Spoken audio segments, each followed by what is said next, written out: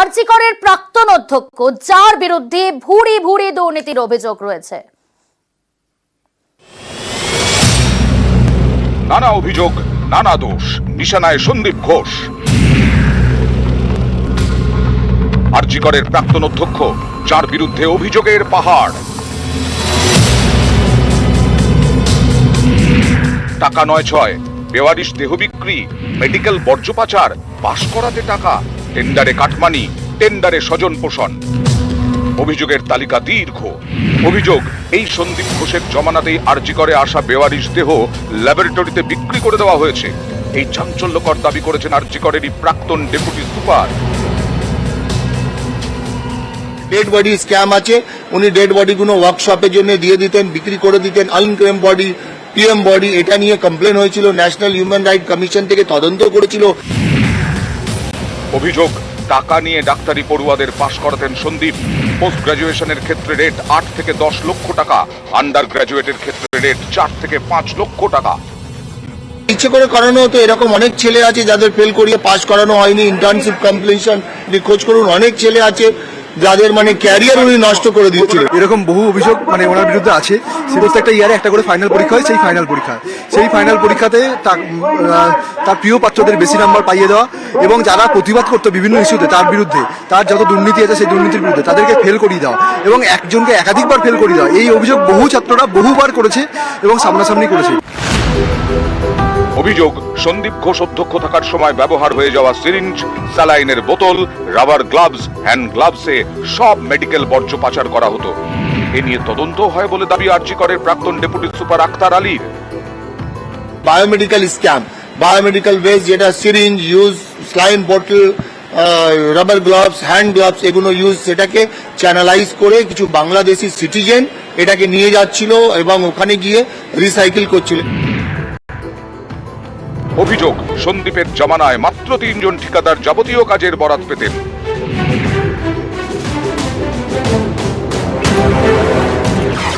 অভিযোগ, এই স্বজন পোষণে সন্দীপের পকেট ভরত। এ অভিযোগ, প্রতি টেন্ডার থেকে 20% পর্যন্ত কমিশন দাবি করত সন্দীপের টিম।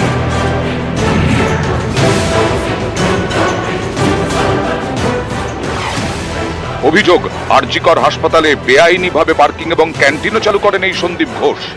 আন্ডার গ্রাজুয়েটদের কাউন্সেলিং এর খরচেও টাকা নয় ছয়ের অভিযোগ উঠেছে। সন্দীপের আমলেই কাউন্সেলিং এ মাত্র 17 দিনে 14 লক্ষ টাকারও বেশি খরচ করা হয় বলে অভিযোগ।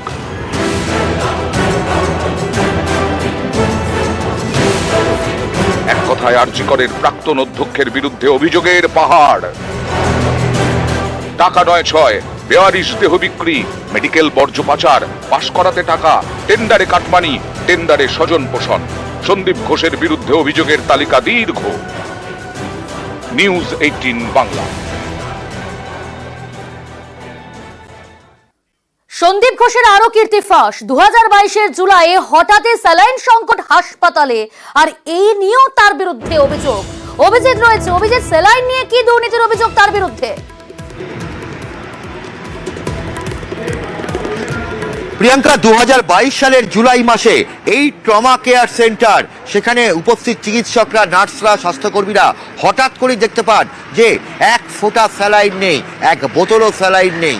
এবং তারপর হাসপাতালের বিভিন্ন ওয়ার্ডে যখন খোঁজ করা হয়, জানা যায় এমার্জেন্সি থেকে শুরু করে গাইনি কোনো জায়গাতেই স্যালাইন নেই।